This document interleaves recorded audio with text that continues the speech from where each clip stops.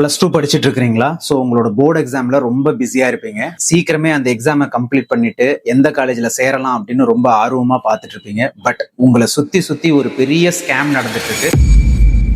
அதை பத்தி டீட்டெயிலா இந்த வீடியோல நான் பேசுறேன். ஸோ இதை கவனமா பாருங்க. இப்போ +2 எக்ஸாம் எழுதிட்டு இருக்கிற எல்லா ஸ்டூடெண்ட்ஸ்க்கும் நிறைய கால் வரும். கன்சல்டன்சில இருந்து கால் வரும், நிறைய காலேஜஸ்ல இருந்து கால் வரும். ஸோ இப்போ நாங்க நிறைய ஸ்காலர்ஷிப்ஸ் கொடுத்துட்டு இருக்கோம். எவ்வளவு சீக்கிரம் உங்களால முடியுமோ அவ்வளவு சீக்கிரமா எங்க காலேஜ்ல ஜாயின் பண்ணிக்கோங்க. உங்களுக்கு ஸ்பெஷல் ஸ்காலர்ஷிப் தரோம்.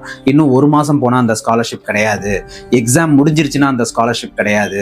ரிசல்ட் வந்துருச்சுன்னா அந்த ஸ்காலர்ஷிப் கிடையாது. இந்த மாதிரிலாம் நிறைய சொல்லி ஃபோன் கால்ஸ் பண்ணி உங்க அப்பா அம்மா எல்லார்ட்டையும் பேசுவாங்க. ஈவன் உங்ககிட்டயும் பேசுவாங்க. நீங்களும் அந்த பயத்துல சீக்கிரமா போய் ஒவ்வொரு காலேஜ்லயும் பணம் கொடுத்து ஜாயின் பண்ணுவீங்க. ஸோ அந்த மாதிரி தப்ப தயவு செய்து பண்ணாதீங்க. பிகாஸ் எக்ஸாம் ரிசல்ட்டை பார்க்காம நீங்க முன்னாடியே போய் ஒரு காலேஜ்ல ஜாயின் பண்றதுன்றது பெரிய தப்பு. ஸோ நீங்க இதை எப்ப நீங்க டிசைட் பண்ணணும் அப்படின்னா, கண்டிப்பா உங்களுக்கு கட் ஆஃப் நல்ல கட் ஆஃபே வராது. நீங்க ப்ரீவியஸ் இயரோட அந்த காலேஜோட அண்ணா யூனிவர்சிட்டியில போயிட்டு எந்த கட் ஆஃப்ல எந்த டிபார்ட்மெண்ட் முடிஞ்சிருக்கு அப்படின்றத நீங்க பார்க்கணும். ஸோ அப்படி பார்க்கும்போது இப்ப நீங்க ஒரு 120 கட் ஆஃப் தான் சார் நான் எடுப்பேன், பட் அந்த காலேஜ் 140K கம்ப்யூட்டர் சயின்ஸ் முடிஞ்சிருச்சு, 150K கம்ப்யூட்டர் சயின்ஸ் முடிஞ்சிருச்சு அப்படின்ற மாதிரி இருந்துச்சுன்னா தாராளமா நீங்க முன்னாடியே போயிட்டு உங்க சீட்டை பிளாக் பண்றீங்க மேனேஜ்மெண்ட் சீட்லனா பிரச்சனை இல்லை. பட் அதை விட்டுட்டு நிறைய சின்ன காலேஜஸ் எல்லாம் என்ன பண்ணுவாங்க அப்படின்னா, இந்த சீட் கம்ப்யூட்டர் சயின்ஸ் தான் இப்ப டிமாண்ட்ல போயிட்டு இருக்கு, ஏஐடிஎஸ் ரொம்ப டிமாண்ட்ல போயிட்டு இருக்கு, ஸோ இப்ப விட்டீங்கன்னா கிடைக்காதுன்னு சொல்லி எவ்வளவு சீக்கிரம் முடியுமோ அவ்வளவு சீக்கிரமா உங்ககிட்ட ஒரு அமௌண்ட்டை வாங்கி அதை லாக் பண்ண பார்ப்பாங்க. ஸோ அந்த மாதிரி தப்ப தயவு செய்து பண்ணாதீங்க.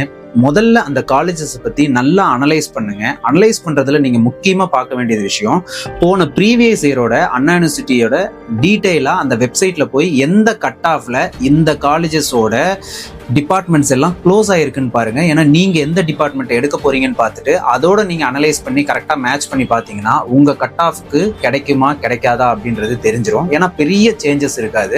போன வருஷம் என்ன கட் ஆஃபோ அதுல இருந்து மேபி +2 or 3 உங்களுக்கு சேர்ந்து வரும், இல்லைன்னா +or- உங்களுக்கு கம்மியா இருக்கும். இவ்வளவுதான் டிஃபரன்ஸ் இருக்குமே தவிர பெரிய டிஃபரன்ஸ் எதுவுமே இருக்காது. ஸோ அப்படி இருக்கும்போது அவசரப்பட்டு ஒரு காலேஜில் போய் பணம் கட்டுறதோ, இல்லைன்னா நிறைய கன்சல்டன்ட் என்ன பண்ணுவாங்கன்னா, எங்க ஆஃபீஸ்க்கு வாங்க, ஸோ உங்களுக்கு இது ஒரு ட்ரஸ்ட், இந்த ட்ரஸ்ட் மூலியமா உங்களுக்கு நாங்கள் ஸ்காலர்ஷிப் கொடுத்துட்டு இருக்கோம் அப்படின்ற மாதிரிலாம் கூப்பிடுவாங்க.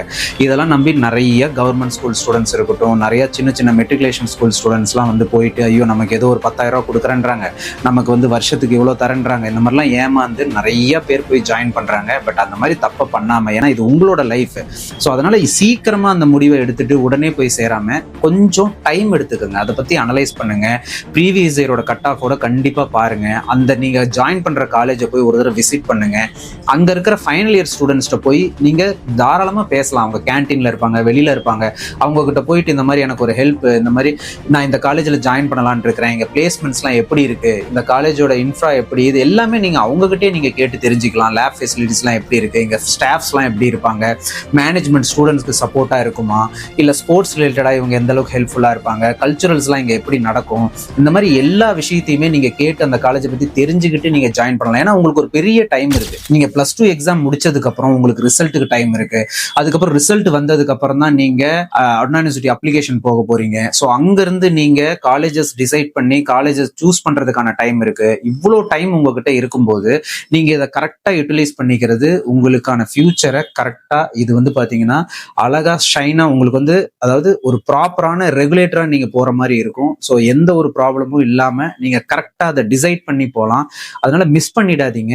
இந்த ஸ்கேம்ல மட்டும் தயவு செய்து மாட்டிக்காதீங்க. இது விஷயமா உங்களுக்கு ஏதாவது டவுட் இருக்கு, காலேஜஸ் நீங்க டிசைட் பண்றதுக்கு உங்களுக்கு நிறைய குழப்பமா இருக்கு, நிறைய பேர் நிறைய விஷயங்களை சொல்றாங்க அப்படின்ற மாதிரிலாம் உங்களுக்கு தோணுச்சுன்னா நீங்க RR ஓவர்சீஸ் டீமை கான்டாக்ட் பண்ணுங்க. இவங்க பாத்தீங்கன்னா எந்த காரணத்தை கொண்டும் இந்த காலேஜ்ல சேருங்க அந்த காலேஜ்ல சேருங்கன்னு சொல்லி எங்க டீம் எப்பயுமே உங்களை ஃபோர்ஸ் பண்ண மாட்டாங்க.